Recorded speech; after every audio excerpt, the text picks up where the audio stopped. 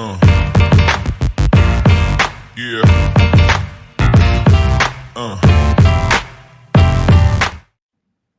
Hello, boxing fans around the world. Thank you for joining us once again here on the Friday Night Panel with Mike Orr, Lou Eisen, myself, Grumpy Graham. We're going to talk about boxing matches coming up, some previews, maybe some recaps, and maybe some opinion with respect to some of these fighters who are in these matches. Why don't we start off with you, Mike? What do you got lined up? Well, today, 2 p.m. Eastern Standard Time, London Your Call was all set to host the first title defense of Elizoro and Willie Hutchinson. This one got underway. You can catch that action probably on TNT Sports, I believe it is. And this one already happened. I know some results. If you guys want to talk about who won, who lost, let's do it. Yeah, Masood Abdullah was on this card. Love this kid. Great prospect coming up to the game. 8-0. He won, taking on Mark Leach. The headliner here, Zorro versus Diortenzi for the WBO European Cruiser. I believe that fight is still going, so there's no result yet. It will be up soon, I guess. I can refresh as the show goes on, and we can let you know, or you can just quickly jump on the place where you guys watch it and just finish watching it. Joshua Frankham was on there, another prospect, the super welterweight, 8-0. He won points against George Davey. Frankham was down once in the 6th round for this one. He came back to win this one. It was great. Some young and up-and-comers on this card as well. Carl Fail, Sam King made his debut on this card. Carol Ituma. That name seems to be ringing a bell lately in boxing, with the younger brother trying to break Mike Tyson's record. Yeah. Right? He's only 18 years old, man, and he's really doing well already. So, yeah, that card went on. It started at 2 p.m. Eastern, guys. If you want to catch it, check it out. I'm sure they're doing reruns. I'm sure you can catch all the clips on YouTube. There hasn't been a knockout recorded yet, so hopefully something happens on that card. It'd be nice to see a nice big banger. And your thoughts? Do you know Masood Abdullah? Sorry, Lou. I was watching the other fight that was going on from Sheffield. I know there's a bigger fight tomorrow night from Sheffield, but GBM Sports was putting on a fight featuring Nicola Hopewell. But the main event had to be. It was quite boring, to be blunt.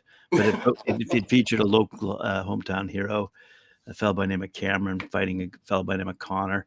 I don't think we'll ever hear those names again. Yeah, pardon me? What weight class? They never mentioned, quite frankly. Really? So, but I watched it because I was the way the announcers were getting so excited. It was pretty funny because I thought, a big knockout's coming any moment. The way these guys apparently hated each other, and but no, all they kept doing is hugging each other and showing the love, and it's like, what the heck? Anyway, sorry, Mike. I was watching that one. I wasn't watching. No, it's okay. It's okay. I was watching the other. There's some nice young and up and comers there. Queensberry Promotions did well. 2 p.m. Eastern. There's a rerun. Lou, any thoughts on any of the fighters on the card? Well, a friend of mine. I don't have my cell phone with me, but a friend of mine, Dave Westarth, who used to live here. He's from Britain, moved back, and he has his own heavyweight, but I can't remember the name. And he's promoting one of those cards, or he's about to promote a card. And so he told me that boxing's alive and well in Britain. And as we hear from Carl weekly. Yes. Shout out to Carl from Last Bell Boxing and Andy doing a good job. Mm-hmm. There's Neil in the background. Yeah, is that Neil? Neil, he's late. No, that's my dog barking. I apologize to both. I think we should talk about the big UK card going on tomorrow. We all know this one I've been waiting for. This one getting underway, 2 p.m. Eastern time. Wood, Warrington, thoughts, predictions. I like Wood, and that I shouldn't phrase it that way. I believe Mr. Wood will defeat Warrington. I think he'll knock him out. Yeah, well, he's set to defend his WBA featherweight world title against his fellow British contender, Josh Warrington. This one, live on the zone, guys. You can pick that one up. Nottingham's beloved pugilist Wood. He's 27-3 with 16 KOs, rose to fame once again by recapturing his WBA 126-pound title with a spectacular 12-round duel against Mexico's Mercerio Lora. We love that fight. It was a great fight in Manchester Arena. His victory reaffirmed his status as one of Britain's, top guys right now and world champions. Wood, finally dubbed lethal. He is pretty lethal. Suffered a setback when he lost the world title in the 7th-round knockout hands to Bronco at Motorport Arena, Nottingham, earlier this year. The underrated 34-year-old gelding warrior showcased determination and resilience. Love this guy, man. Real beast. Prompting an intimate rematch on that fateful night, Lora was left helpless against Wood's superior form, which secured Wood a points win, scored 118-109 times 2 and 116-111. That's the headliner for this one. Warrington, we all love this guy. He's around. He's a fighter. He's a grinder. He's still sticking around in there. His name's still, in the news. 31-2 and 1, 8 KOs. He's the pride of Leeds. He's looking to secure his 3rd featherweight world championship title. In the last 3-4 fights, he's been easy to hit. Yeah. I've noticed that too. I have noticed there has been a hole developing in that game that once was so tight that earned him the 31 wins. Right, and I just don't think he can hit hard enough to get Wood's respect. My question to you, Mike, is Michael Conlon on the undercard of this? I believe we have Conlon on the undercard of this. No, we have Kieran Conway, Hopi Price are on this one. Junad Boston, we've talked to him before. Cameron Vaughn, Kobe McNamara, and Terry Harper, Cecilia Brækhus. Big fight there. That one's for the WBA, WBO World Super Welters. Terry Harper, 14-1-1, taking on Cecilia Brækhus, 37-2. What are your thoughts? Veteran versus up-and-comer. I wish when Celia Brækhus would go to the ring, they would play Brick House by Commodores. She's a brick house. Mighty, knocking them all out. I think. Thank you. Yeah. You're welcome. Yeah, that was a great rendition. I think she's an all-time great. I just think she's slightly on the downslope past her peak. Yeah. And she's looking for a fight she can win. I think Harper is someone that is it Harper? Yeah, Terry Harper.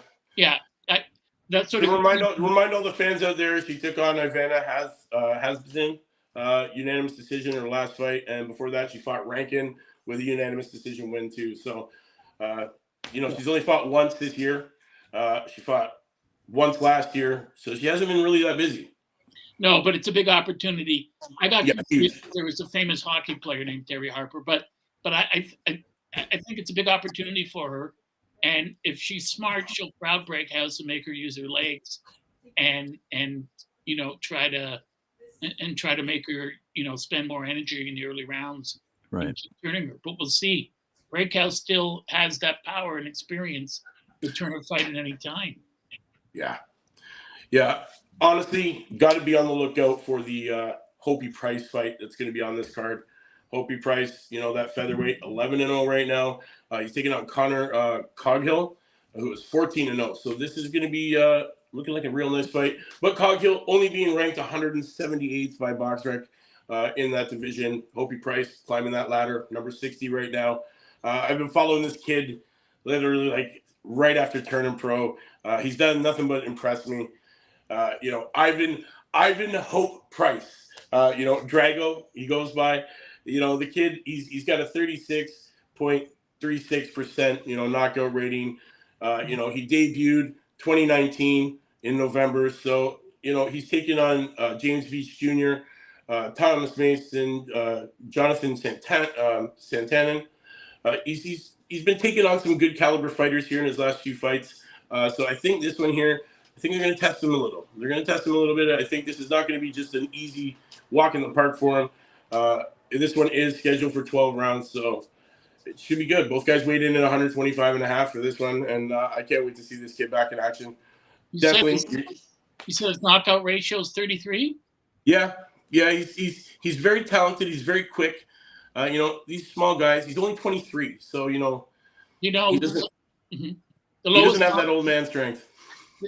I don't have that, but I am an old man. The lowest knockout ratio in boxing history belonged to a boxer from Toronto named a Jewish boxer named Curly Wilshire, who fought in the early 1900s. His knockout percentage was 1.25. And he had something like 18 fights before he got a victory in his career. Okay. Yeah. All right. Yeah, but Lee Wood, Josh Warrington, Nick Ball, these guys are all sitting at the top of Hopi Price's, division there in the UK. So this kid's looking to make, some statements. He's going to be looking for some bigger fights after this one for sure. This is definitely no walk in the park. This kid's looking to do some damage. So guys, be on the lookout for this fight. You're going to want to see it. He's definitely got talent. He's passed my my seal of he's got my stamp there, man. My stamp and my seal of approval. This kid's doing big things. You said Box Rec ranked? Yeah. Are there? I don't know. Are their ratings reputable? I guess more so than the sanctioning bodies. So sometimes they might be around there or like sitting average. It kind of maybe the average, but like it's usually updated quite often. They're pretty diligent with keeping up to date on all their information on there. But this is not going to be an easy fight. Coghill, this kid, debut 2018. He's another southpaw, so we got southpaw against southpaw. He hasn't really been fighting too many big names that I know of. His last 3 fights have all been points. He had a busy 2022. I guess he fought 3 times. This is going to be a second outing for 2023. So definitely, he's his KO rating is 7.14. So he's giving Curly a run. He's not looking to knock anybody out. He's 14-0, 1 KO. We got 11-0 with 4 KOs. Both these guys, tacticians in their own right. Look for Hopi Price real fast. That in and out movement, never standing still. Playing those angles. It's going to be a great fight. But he's not the only good fight on that card because we also have Junad Boston. We talked to this kid before. He's taking on Corey McCullough. And then we got Kieran Conway, another good name here. He's taking on Linus. I can't even pronounce it, man. My tongue's so dry. Linus Udofa. Udofa? But yeah. Udofa, there you go. Yes, that one's for the WBA Intercontinental Middle Vacant title. So we're going to see some great action there in that fight. Conway, he's ranked number 54 right now by BoxRec, 19-3-1, taking on 18-1. So we'll see what's happening. Great middleweight matchup there. Your thoughts on these fights, guys? I just wanted to weigh in on the Wood fight. There's been a lot of comments regarding the fact that he's still at featherweight and he really should be moving up now. And so there's a lot of comments in the boxing world as to who he might fight next if he beats Warrington. And in the one of the names that's mentioned is Joe Cordina. He's undefeated, a good fighter. I believe. No, he's 16-0, IBF junior lightweight champ. Mm-hmm. So, but he's fighting against a guy by the name of Edward Vasquez in November in Monaco. So his card's tied up. But the point matter is a lot of people were wondering if Lee Wood wins, where's he going next? Josh Warrington, I think, I'm not saying he's on his last legs or anything, but I don't think Josh is going to win this one. It's too bad the fight's not going to be held in Nottingham. I'm surprised it's being held in Sheffield. And you got 2 local boys fighting for a world title in home soil. So those fans are going to be right tuned. I'm sure it's not too far of a drive for our boy Carl. I'm sure he can report to us how it went. Anyway, that's my thought on that. With respect to Terry and Cecilia, I think Terry Harper's got that one. And there goes Mike. Blink. Anyway, That's going to be a good fight over in Sheffield. Good for them. Yeah, I that should be a good fight. I look forward to seeing Lee Wood. I felt bad because I know Michael Conlon, and Conlon. I don't know about Michael Conlon anymore. I like him. I think he's great for boxing, but I don't think he has the chin. And the knockouts he's recently suffered were so severe that it's hard to say he didn't receive damage from those. Michael Conlon, the Irish boxer? Yeah. I don't think he's on this card, though. No, he isn't. I'm saying Oh. When Lee Wood stopped him, that was official. Oh, right. And before that, or after that, when the other guy stopped him, Lara. Yeah. Alberto Lopez. Right. And who just won the other week. And when Lopez stopped him, those were vicious knockouts. So well, yeah, and Conlon was down from a right uppercut prior to his corner throwing the towel in too. So he was getting an ass whipping in that fight too. Yeah. He had a couple of bounce back fights after that devastating knockout where he fell out of the ring. Miguel Mariaga, that one was a unanimous decision. Then he fought Kareem Gurfi, and that one was TKO in the first. So it was a gimme fight, getting him ready, and then they set him up, and he loses against Lopez with a TKO in the fifth. So Lopez is hard to fight. He's an awkward fighter, but still, Conlon's balance isn't back from what it was, or maybe it's not there at all to get hit like that. The only way you can't teach taking a shot. You can improve it by correcting balance, but if two knockouts like that early, sometimes you can't come back from those, No, and I think Wood has a good chance of doing the same thing tomorrow to Warrington. Right. Yeah. I think he's going to be looking to make an emphatic display. He's going to be looking to knock him out. Yeah, for sure. He's looking for the finish, 100%. Yeah, without a doubt.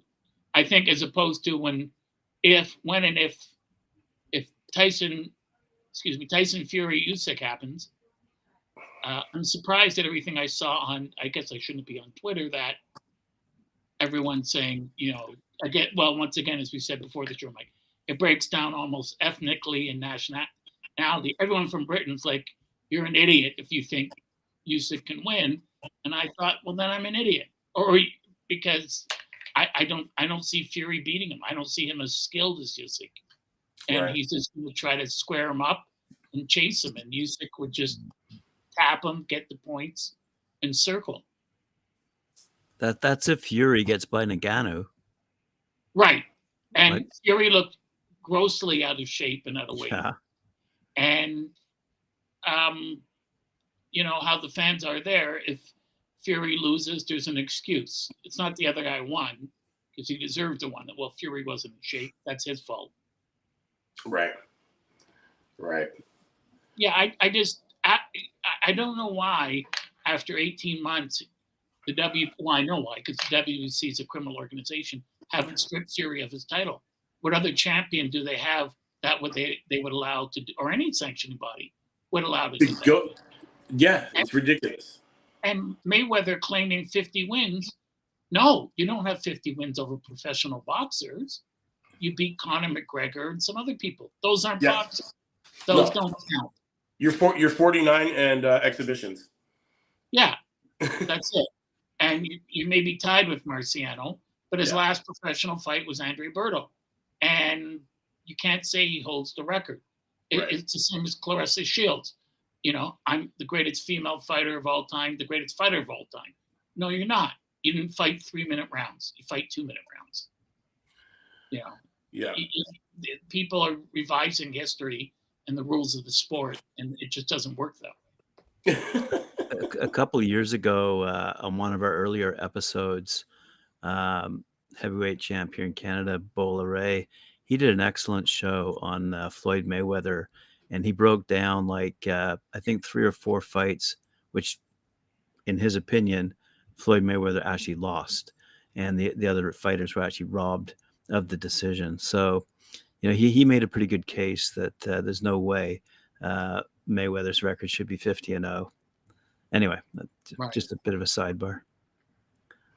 Yeah, I mean, look at last week of Erickson Lubin. I mean, he lost. I didn't give him a round in that fight, and they gave him the decision. And he actually was stupid enough to get up there. Yeah, I knew I was winning, and I knew this. And yeah. Meanwhile, until he goes back to the gym and watches that video, and his coach has got him doing them friggin' burpees and mountain climbers and. Oh yeah, Kevin Cunningham. After every round, you're losing. You cannot beat him. You have to knock him out. I mean, it's ridiculous what they did to Ramos. That was just absolute. First of all, how does Patricia Morse-Jarman still have a license to judge? She couldn't judge a fart at a beat eating contest. This is ridiculous. You know, you're looking. It's beyond belief that someone like that actually is given a judging license. Where that bean joke was as good as a one-legged man in an ass-kicking contest. Yes, that's an old joke, but thank you. But you see this all the time. Adelaide Bird, and well, you know, her husband's a good ref. Who cares? She herself is terrible. And you keep getting these judges, Jerry Roth, who's older than baseball, and all these other people. They're destroying the sport. Fans watch a Lubin fight and they go, nah, you know what? My friends are right. This is crooked. This is a waste of time. You know what they need? Sportbox Ventures. Well, Yeah. That's what they need. They need our design and technology of our new LiDAR-based cameras that can detect all that stuff in real time. When our producer was talking to Roy Jones Jr. after his interview had finished, Roy was saying anything that can stop these corrupt judges from breaking, if you will, the will of the boxer through their, what fight were they watching? Yeah, and it was explained to Roy, quite frankly, that we have the technology nowadays to take it out of the hands of the judges, where score counts can be done as they are in other sports, and by using analytics, determine if it's left in the hands of the judges per se. It can be done by technology today. Right, but the only negative against that I'd see is you could have a fighter fighting one fighter, and they're in the ring, and one guy land. I always think if it's up to 50 more punches, then the punch output is negligible. If it's like Lennox Lewis Holyfield first fight, where Lennox landed over almost 250 more punches, it's not negligible. But the problem with punch stats is you may outland your opponent by 70 punches, but those additional punches may have come in only 2 or 3 rounds, right. And he may have won the other rounds. But I see what you're saying. This has been a problem that's plagued boxing for hundreds of years, and there's no reason to put up with this. There needs to be a commission of people like Steve Weisfeld and a couple other people who go over these cards. But there seems to be, there's such a resistance against it. And, there's a resistance against it in all sports. But in boxing, it's critical because you're taking money out of a fighter's mouth. Now Ramos will get less money in his next fight. Now he goes down the ladder, and he shouldn't, because he beat this guy. And he had more grace in defeat than Lubin did in victory. And Lubin, I mean, he's incredibly stupid if he doesn't know he lost the fight. Right. Well, I think every other professional sport has embraced technology, in every facet of each game, for their own personal reasons and for the benefit of fans, quite frankly. And I don't see why boxing can't embrace it as well. It will. It will one day, and it's going to take some very visionary thinkers. And none of the 6 top promoters right now are very visionary. But do you want to hear about a funny vision though? That I read about the other day. This is kind of funny. Oscar De La Hoya was saying, and you gotta appreciate what he's saying, but how he says is a little rough. But he's talking about putting on an event during Super Bowl weekend and calling it the Super Bowl of boxing, and and putting onto that fight Ryan Garcia and a couple of other decent names as well. So it will be a pretty decent fight if he can pull it off, quite frankly. But there's an example where he's calling for boxers and their promoters to work together to provide for the fans the greatest potential, if you will, of caliber of fighting that takes place inside the ring. So at least Oscar, he's got the right plan, if you will. But if you can execute, that's another thing. Well, I think that's a wonderful idea, and that's what fans want. Yeah. But generally, promoters don't care what fans want, and boxers know, and the boxers want to fight each other. But people like Al Heyman are a detriment to the sport, and they hurt the sport. And we need promoters to cooperate because the fans are paying the freight. The fans Right. should be calling the shot. And when you mention about upgrading boxing and using electronics and technology, that'll change sooner than people think. And I'll tell you why. Last week, the worst umpire in baseball, I'm going to make this quick, Angel Hernandez, called Philadelphia Philly Bryce Harper out on a check swing. He didn't swing. But this guy's had hundreds of bad calls. And so after, Bryce Harper said, this is what happens when you let someone with no talent, who's stupid and ignorant, umpire a game. He's been wrecking games and careers for a long time. He's got to go.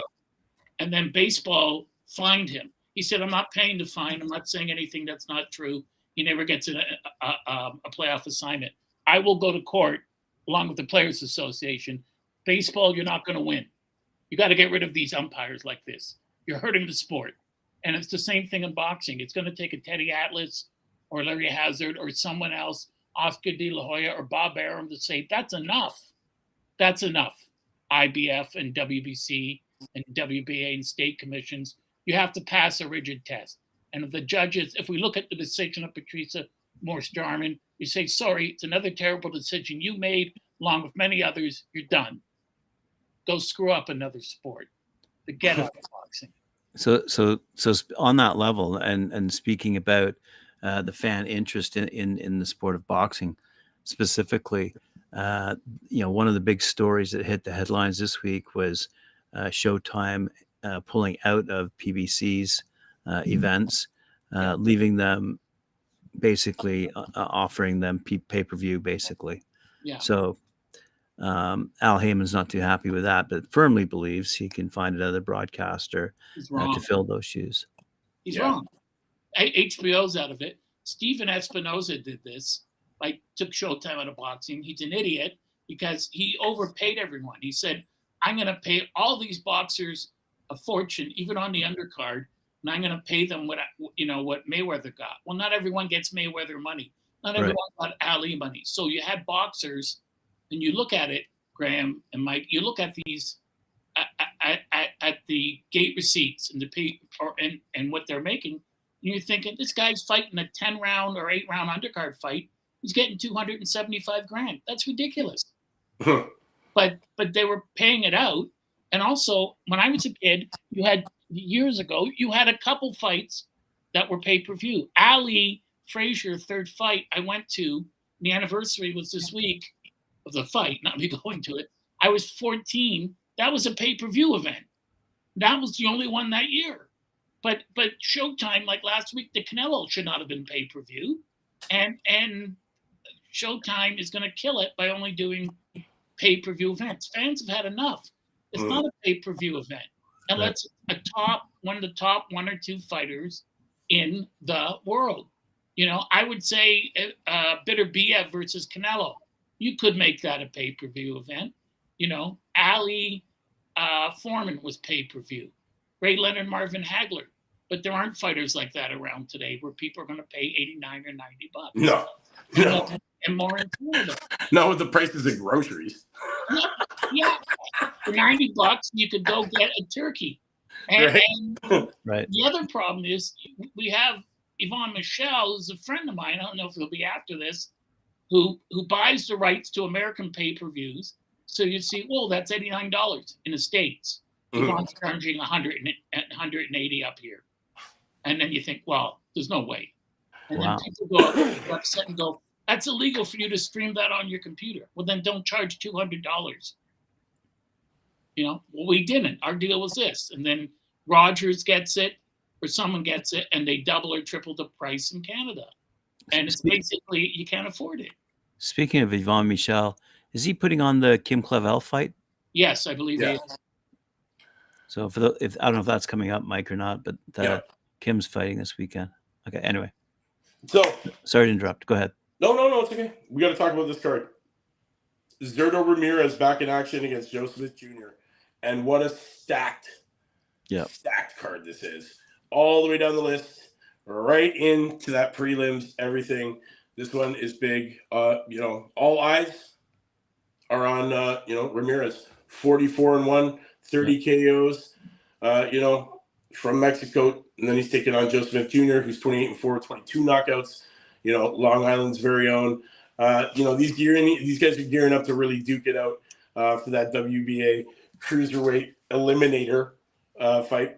The stakes, the winner is straight off to the World Championship bout. So that's a big one. I think Smith has no chance. What's that? I think Smith has no chance. I think Bitterby have wrecked him for good. And let's think about it. Gilberto Ramirez, he's looking to make a statement. He's been in this game for 15 years already. He's 44-1, 30 knockouts. He's ready to make people know who the hell he is. And I think he's just going to run through Joe Smith Jr. Spicing up the co-main event, we've got Bektamir Melakusev, the bully, the Uzbekistani. This one, he's squaring up against L10's Slyaz Fox, who's 28-4-1 with 13 KOs. And that one is a WBA Intercontinental Super Middleweight title in a 10-rounder. Then these intercontinental titles, it's ridiculous. It means nothing.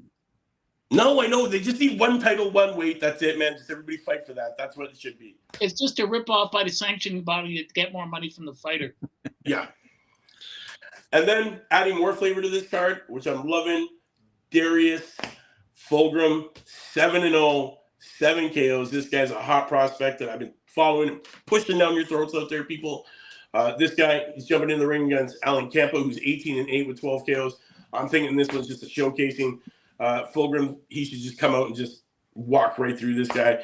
He's been on a knockout spree lately. It's no wonder he's back, soon after the September 16th victory. Kicking things off will be Fort Lauderdale's Eric Tudor is on this card as well, who is 9-0 with 6 KOs.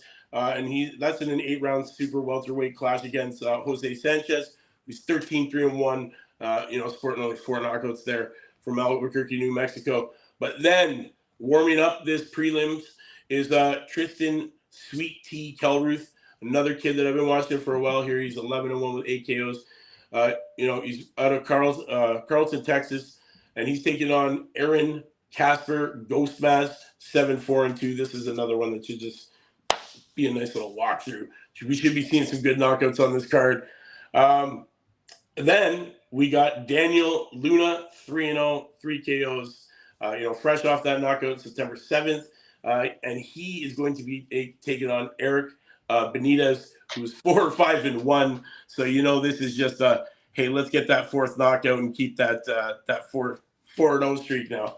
And then it doesn't stop there because there's a junior middleweight battle. Wait, there's more? Oh, yeah. We got Jahai,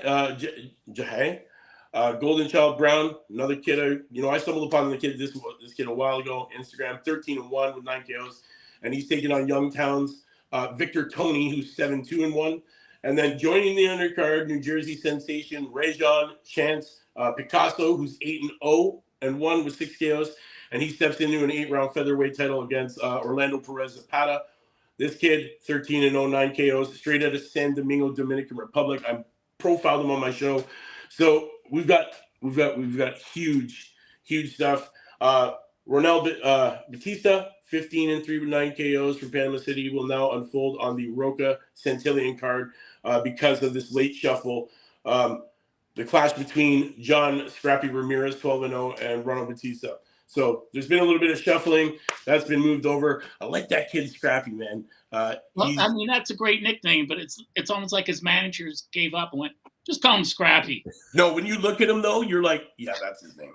Rocket Ramirez. Okay. I got to tell you, though, Mike, I've never in my life ever seen an Uzbeki fighter whose name I can pronounce nor spell ever. They're great fighters, and they're incredibly skilled and talented. But you know, they have to anglicize their names because these 37-letter last names and 47-letter first names. Yeah. I literally sometimes have to go into Google and just go, how do you pronounce this? I have to take my asthma inhaler after saying it because it just takes your breath away. I mean, you don't need that many letters. That's like if this was a Scrabble game, you'd concede after the first roll. So yeah, great fighters, and we've all seen them fight. But I mean, that's why you gotta love a guy like Joe Smith. Easy name. Yeah. Joe Smith Jr. That's it. Yeah. That's it. What I like about this though, Melikusev, let's be real. He had a hiccup in his, his being undefeated streak when he took on Rosado, and Rosado just buried him. Put him to sleep, face forward into the mat. Yeah. He hasn't had a blemish on his record since. I guess he took that lesson right to the gym. Like right to that gym, because he's fought 1, 2, 3, 4, 5, I think 6 times. This is gonna be his 7th time since that serious knockout. His last fight being the redemption of taking Gabriel Rosado the distance and beating him by unanimous decision. Right. Capture that WBA Intercontinental Super Middle, another Intercontinental Super Middle title that was vacant. Right, but Robeisy Ramirez had the same thing happen, and he learned. And they always say that you learn nothing in victory, you learn everything in defeat. That's right. That's why they're not losses, they're lessons. Right. And we've all seen fighters, that are riding high and they get one defeat. I mean, a lot of people in every profession, when I did stand-up, I saw one comic destroy. One night he bombed, never came back. It affects people differently. And, yeah. And every defeat are sown the seeds of victory. So you're right. I mean, he lost one, but he came back. Yeah. And, he hasn't had a blemish since. This is going into his 7th fight, and to beat the guy that beat you is always a good thing. He just got caught with a really nice shot coming off the ropes, not protecting. And you know what? You can't take a devastating shot like that on the chin and not expect to, wake up, on your back. Having the ref be like, hey, you're in the ring. But I think one of the things that we have to keep in mind when you talk about lessons learned in the ring, with respect to the headliner, Ramirez was absolutely clobbered by Bivol in his last fight. So it'll be interesting to see what lessons he learned from that fight. Anyway, yeah. You know what? He Gilberto Ramirez, he's looking to make that statement though. He's like, I've been around here a long time, 15 years in this game. He's out to make a statement. He's got an impressive resume too. He's taken down warriors like Maxim Vlasov, Jesse Hart, Arthur Abraham. The fight against Abraham earned him the WBO Super Middle World crown. So, he's been in there, and honestly, he just didn't win that day, man. Can't win them all. You look at that Mexican fighter who had his 3rd shot at Lopez a couple of weeks ago, right? And he's just not he's a very good top level fighter. He's just not a world champion. And Smith only fights one way. You come forward, you step up, and you trade. And against a guy like Beterbiev, that's death. And Ramirez is a different cat altogether. I don't think he's got some power, but it'll be interesting to see what happens. I think it's too soon for Smith, and I think Beterbiev wrecked him. Honestly, we all know Smith for the iron chin that he had. Yeah. Former light heavyweight world champion. He is one that can defy the odds at times, right? There are times where we've counted him out and he's come through, defying all odds and came through with that victory, clinching that WBO lightweight world title after a relentless performance against Vlasov. Smith then defended his title against Stephen Gefford, and later fell to Beterbiev. But Beterbiev is a different kind of animal. Yeah. He's, I believe he's the only world champion still sporting a 100% knockout rating. That's true. And also, he doesn't have a lot of wear and tear on him, except for the one fight, I think, with that American fighter who bloodied his face.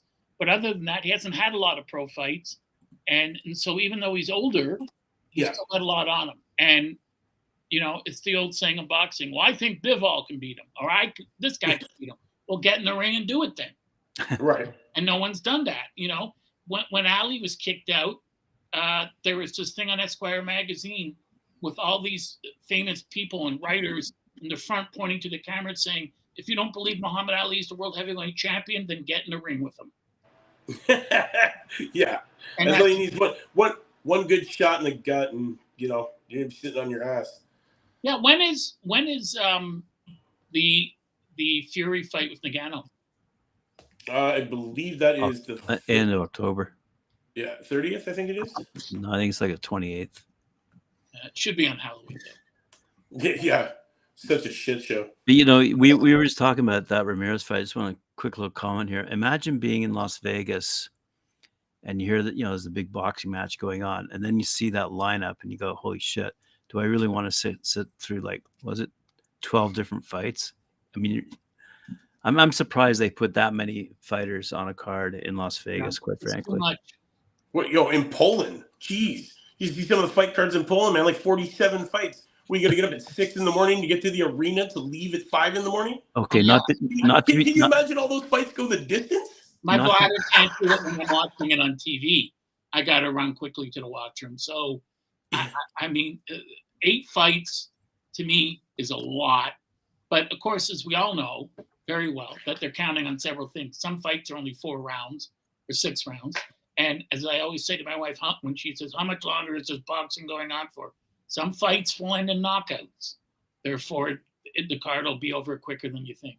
Oh, some of these fight cards that I've stumbled upon on BoxRec, literally, 30 fights, every single one went the distance. Who the hell is sitting there that long?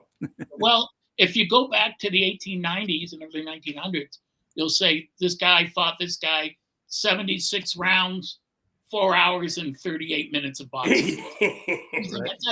That's like a marriage. I mean, how did it come out the way I wanted it to? But how could you fight for 4 hours and 38 minutes? I mean, that's just astonishing. And as a fan, like you said, Mike, how can you sit there and watch over 12 or 15 or 20 or 40 fights? No way. It's not fun anymore. It's a grudge contest. Yeah. I'm staying until the fights are over. I paid. Right. They wouldn't be able to serve enough alcohol. Well, no, they say to you, listen, your grandkids just graduated from university, and they were in kindergarten when the card started. So you may want to think about going home.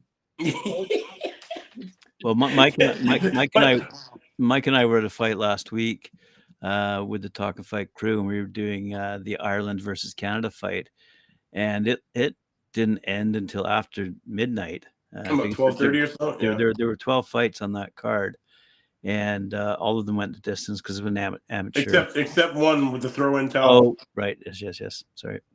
But anyway, the point matter is it went till 12:30. So we were on our feet whenever we got there, around about 6. But I mean, doors open at 7. Time. Yeah. I had to talk the whole time. And it was interesting to see the crowd come and go, quite frankly, between fights. So to your points, not everybody stays in the audience for the entire duration of the card.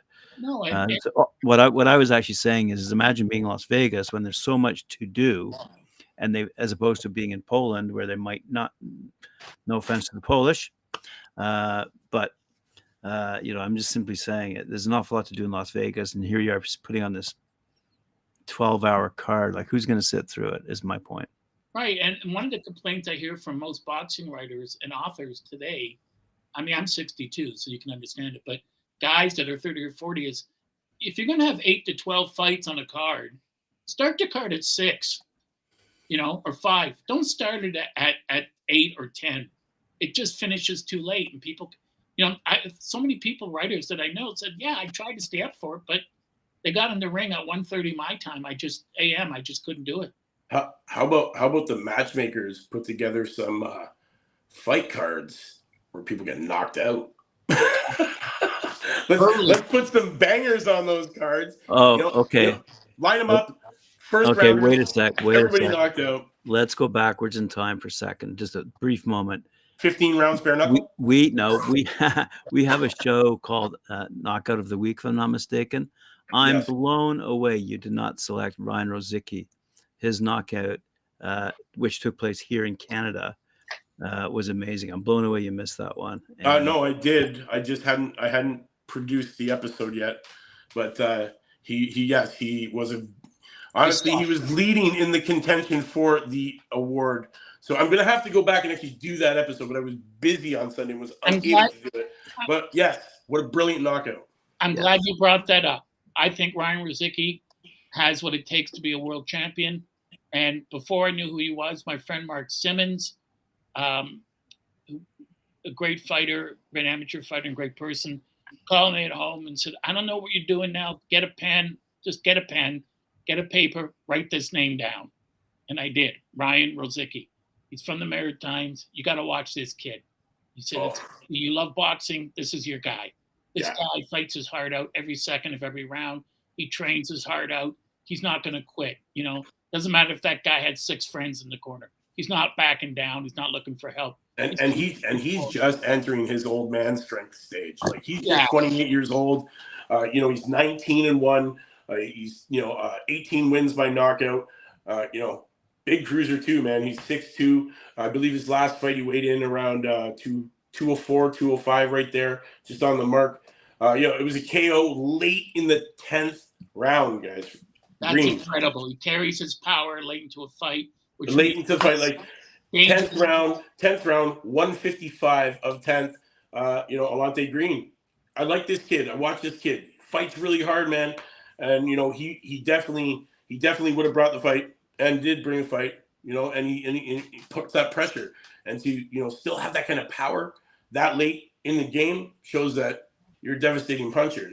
He does have some heavy hands on him, and I think people sleep on him, man. Right now he's the #1 cruiserweight in Canada. In the world, they got him ranked as number 11 by BoxRec, so it's an average. He's probably floating around. He's in the top 15 across probably all sanctioning bodies. Right, and no one probably wants to face him, but he'll catch them.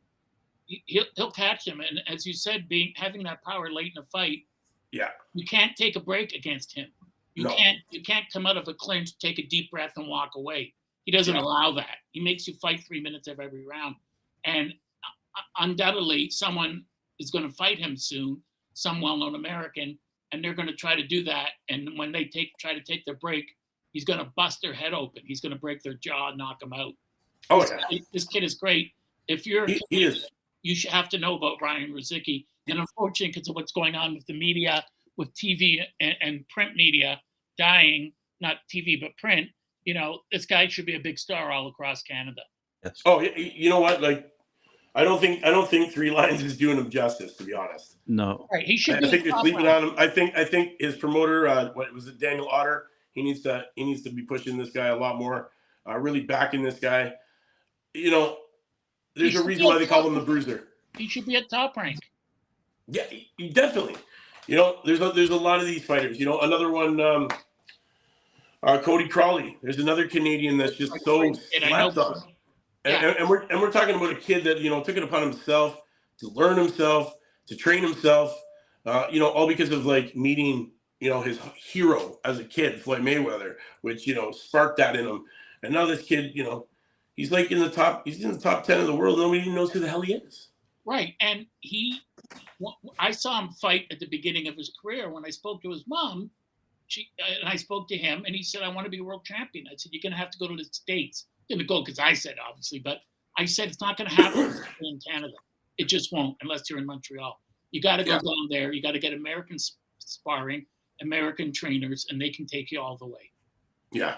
And that's what he's done. Cody's a fantastic person, and he's a wonderful fighter. And everything he goes into, Al Bernstein is a big fan of his. But there were so many people there that say, well, this guy's rated this and that. He had that Russian or Uzbeki fighter who was laughing at him. Thought, this guy's Canadian. Come on. And Cody beat the crap out of him every single round. This Yeah. guy had a stunned look on his face, like this can't be happening, but it was. Yeah. What was it? I believe it was when he took on what was that guy's name? Abdukurnov? Someone like that, yes. Yeah, something like that. Back in 2021, Crowley was down in round 2. I believe it was like the first time Cody had been dropped in his career, and then bounces back to win that by unanimous decision. And then his next fight was against Josito Lopez. He took that one to 10 rounds. And then, Abel Ramos, he fought in March of this year. That one was a majority decision. That one was at Las Vegas. That's the last time we saw him. So, he's only fought once this year. I think that guy should be busy. A lot busier than he is, man. But again, you look at a guy like that who's sitting, number 1 in Canada, number 5 on BoxRec. So he's in the top 10 across the board. He's too high risk, low reward. Like this guy can come in here. He can box with the best of you. He can go the distance, and he has the ability to finish you. He's a big welterweight, and he's 5'10" with a 72-inch reach, weighing in at that 146, 147 right there on the dot. He's a big boy. Yeah, and what I love about him is in the ring, he knows how to use his shoulders to keep you in place. Yeah. So he'll put his leg forward, his knee between your legs, cutting off your access. So you can only stand there and take punches. He knows what he's doing. He knows how to slip and slide shots. This is a great fighter. This is another guy that should be, known to everyone in Canada, and has a good shot of being a champion. I don't think he can beat Crawford, but who knows how much longer Crawford's going to stay around. Crawford can stay around for one more fight or so. Errol Spence is a shot fighter. So Cody has a good chance, I think, of becoming world champion. He's the best welterweight Canada has ever produced since Clyde Gray. And that's saying something. And he's young. Like he's still young. He's 30. Like he's just hit that peak professional fighter age. Like, you're 29 to 32 when like you're really in your prime as a fighter.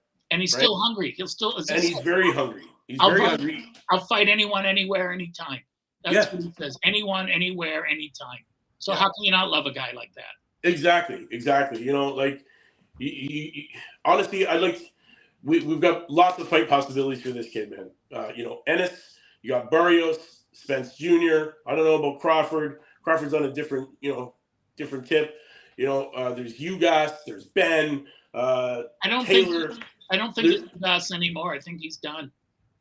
I think he's really done. He's done. He's slow, damaged goods, but still a good name. Do you think Ugas? I think he just didn't heal right. I think that's what it is. And if you're not healing right and you don't feel 100%, then you're not going to be able to commit to, letting your hands go because you're going to be afraid of not being able to protect. That really plays crazy on a fighter's mental psyche. Like, if you're hurt and you're hurt, but you're hiding it to yourself, there's no way you're giving 110% and you're giving it your all because you're afraid of getting hurt again. And the same eye that was damaged in his fight with Spence. Yeah. And he didn't protect it, and he couldn't see, and he was desperate, which is why he got dropped twice. Yeah. And that's when fighters get hurt. Yeah. But the other side of the equation is, and I'm saying this because today I was doing research on the fatal third fight between Benny Kid-Pret and Emil Griffith. What else is Ugas going to do with his life? Open up a gym like them all? Yeah, maybe if he has the money to do that. It's a good living. There's a lot of these guys who, after a nice solid career, it doesn't have to be a spectacular one, but hey, you've been in the game, you've been a pro. There's people that want to learn what you're going to teach, and you'll find people to pay your monthly fee to come to your gym and learn your classes. All these fighters, they all end up with, some sort of gym or something. I can't count on both hands how many guys I know that own gyms who were pro fighters. Right, and in the old days, it was saloons or restaurants. Yeah, exactly. Saloons or restaurants. The thing that's sad to me about this is 62, Pret and Griffith was that Pret being from Cuba, he was illiterate. Not because he was from Cuba, he was illiterate. So when he got to be a champion and got title fights and defenses, he's making $50,000 a fight, but he had no money because his manager that was Cuban and a mobster, took all the money. So after the fight with Gene Fulmer, where he got dropped like 6 times, and he was bleeding from the ears and the nose, and he shouldn't have fought again, his wife said, well, he's illiterate. What else is he going to do? What else are any of them going to do? They don't. It's not like he's going to go out and become a motivational speaker. Right. Right. And that happens to a lot of guys. Still, yeah, it does. And they're broke. I mean, Riddick Bowe made hundreds of millions. Holyfield, no money. Yeah. Same with Vinny Paz. Same with Tyson. Tyson's a prime example there. Right. He still had some money. Well, yeah. What was it? His last fight, he didn't even step in the gym. Took $10 million to go a round and a half. Right, and Kevin McBride, and he just said, "Listen, I have money, and I might be what some people call rich, but I don't have the 600-700 million I'm supposed to have." Exactly. Because Don King took it, and what else can I do? Spend the rest of my life begrudging it every day? It's nothing I can do about it. But one thing they'll never take away from him, he was the baddest MF on the planet. Man. That guy would destroy people. Yeah, he did it the way you're supposed to do it. There was no long song and dance like today. There was no BS, no robes, just a towel. I'm here to kick ass. I'm here to destroy the person and the other thing. I put people in body bags. Walk me down the aisle, get me in the ring, ring the belt, let me kill the MF. And that's it. It's over. The best part was, as a kid, my parents would wake me up for the last fight, knowing fully well that it wasn't going to be long, so that I wouldn't be tired for school in the morning. I'd literally be like, quick, get up. He's fighting next. I'd literally rub my eyes, go downstairs, and be like, okay, it's over, and then go to bed. Right? Like, you got fights that are 20 seconds with the 10 count. Like, there's a story that I think I said this before. A Chicago comic told he a lot of stand-ups, even if they're good, they don't make a lot of money. So he saved his money and took his wife to New York to see, I think, the Carl the Truth Williams fight, which ended in 90 seconds. And of course, this comic, African-American comic, his wife was like 300 pounds. And he's sitting there like, I paid like $3,000 a seat for ringside seats, and it's 90 seconds. And he grabs his wife and he's yelling at Tyson, "You can't beat her. You can't beat her. She'll kick your ass. You think you're tough? You're not tough. She'll kick you. She's not afraid of you." And so it's, that was the beauty of Tyson. And every time I look online, I see these boxing writers that everyone knows said, we got to just keep praying for another Tyson to come along and lift the sport up. Because everyone made more money because of him. He was exciting, must-see TV. He was what made the heavyweight division the glam division. He's what made heavyweight boxing the be all and end all of professional fighting. Like, that's what, like, when you were talking about professional fighting, you were talking about heavyweight boxing. You were talking about these guys who are as big as the pieces of crap they take. I was in New York in the early 80s, and I went to a fight. I think it was at Madison Square Garden with some friends. And I said, "This guy's a pretty good heavyweight." And I hadn't heard of Tyson then. And this guy said, "He's nothing compared to Mike Tyson." And I said, "Who's Mike Tyson? If you don't know him, I'm not talking to you." "I'm asking you, please." And he said, "Mike Tyson's 18 and he's 8-0 and he's going to kill everyone. Wait till you see him." And I looked him up and I thought, you know what? He's right. Yeah. And, Tyson, what I loved about Tyson was at the press conference when the other guy would say something and Tyson would say, "Doesn't matter what you say, what you do, or how you train. Yeah. Saturday night, you still got to get in that ring with me." Yeah. And that's when you're going to crap your pants. Man. And the first time I hit you, that's when you're going to go down. Some of my favorite quotes are from that man. Well, here's the best quote. "You ain't man enough to stand with me. If we were in jail, you'd be holding my pocket, bitch." I also love what he said about the internet. The bad thing about the internet and Facebook is people think they can say things that they wouldn't say to your face. And people asked me when he beat up the guy in the airplane, I said, for the last 300 years, there's several steadfast rules in boxing. You don't take liberties with a Yeah. professional fighter, especially a world champion, an elite Right. Hall of Fame world champion. And Tyson said to the guy, how many times did he say this to him? Oh, "Oh, I gave you my autograph. I posed for photos. I spoke to you for 20 minutes. Leave that me kid did alone." that. That kid did that for clout and a lawsuit. That's Yeah, what that was for. and he threw a bottle at him. He started to call him racial epithets. And when the police came after the plane landed, I love when the officer said, "Mr. Tyson did absolutely nothing wrong.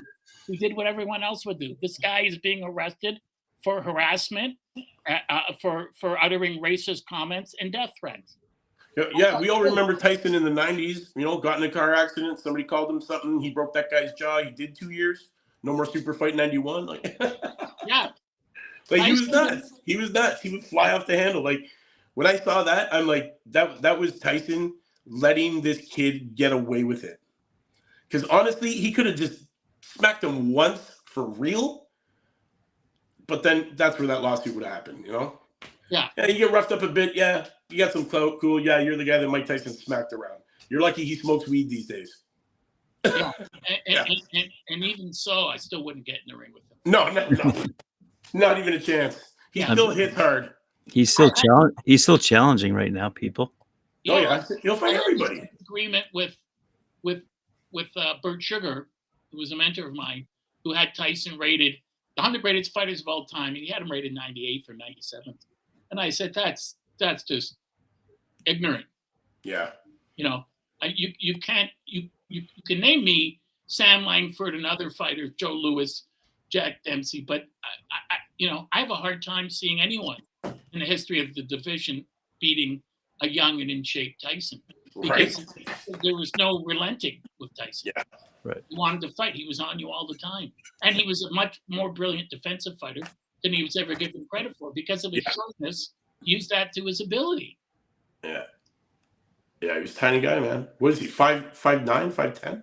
It's 5'11", he said, but he wasn't much taller than me when I stood next to him. But his neck was the size of the Gardner Expressway. His neck was gigantic. His arms and his hands. Yeah. He was just like, when I approached him gingerly, and I said, "Mr. Tyson," and he looked up, and he was sitting with George Chappelle, so I was lucky. "I just have a hello to you from Donnie Lalonde. He just sends you his love, and he said to give you a hug and a kiss, but I'm not going to. I just say hi." And he said, "Great, thank you. Please say hi back." And I Nice. said, "Sir." And that was it. I got to know him a bit more throughout the weekend and talked to him, and he was fine. But yeah, I mean, just an incredible athlete. He doesn't realize, I think, how really truly loved he is, because at the Hall of Fame inductions, when he got inducted, he said, "I don't deserve to be up here with all these people." And people started yelling out, "That's not true, Mike. You deserve it more than anyone." Yeah. So, yeah. He's just fantastic. Great for the sport. Great for all sports. Yeah, I can't wait till we see another one. There will be another one coming up. I promise you. These heavyweights are getting these heavyweight prospects coming up are huge. On that note, though, we are running out of time here. We're at the end of our show. So, yep. Graham, last words. No, I have no last words. Lou. Oh, actually, you know what? I do. Eddie You know Hearn. why? Because I did read something about Eddie Hearn. So Eddie Hearn did have something to say at the Lee Wood Josh Warrington weigh-in. It's pretty funny because he's still going on about age anti-Joshua, right? He's still going on, and as you know, if the Fury Usyk winner of that particular fight chooses not to fight Hrgovic, which they won't, then that opens the door for anti-Joshua to fight Hrgovic. Why? For the IBF belt. So I'm sitting there going, wow, this is what now Eddie Hearn is talking about on the stage at the weigh-in at the Josh Warrington Lee Wood press conference. Well, Graham, I was thinking we should do a weekly thing. Why do you hate Eddie Hearn? But then when I was thinking about it, it would probably blow up the internet. But we could do that, like a weekly thing, why we hate Eddie Hearn, or what bonehead thing did Eddie Hearn say or do this week? Right. He's like the Marjorie Taylor Greene of He's like the Marjorie Taylor Greene of boxing. Yeah. So Well- those are my last words. That's it. Well, to all the Talkin' Fight fans, thanks for tuning in to this week's episode of the Friday Night Panel. We will see you next week, same time, same channel, new topics. And don't forget to catch up with the rest of the shows on the channel. We got lots. And the launch of our new website, so go check that out, talkinfight.com. We will see you next time. Peace. Thank you. Fighting solves everything. Remember. It sure does. All right.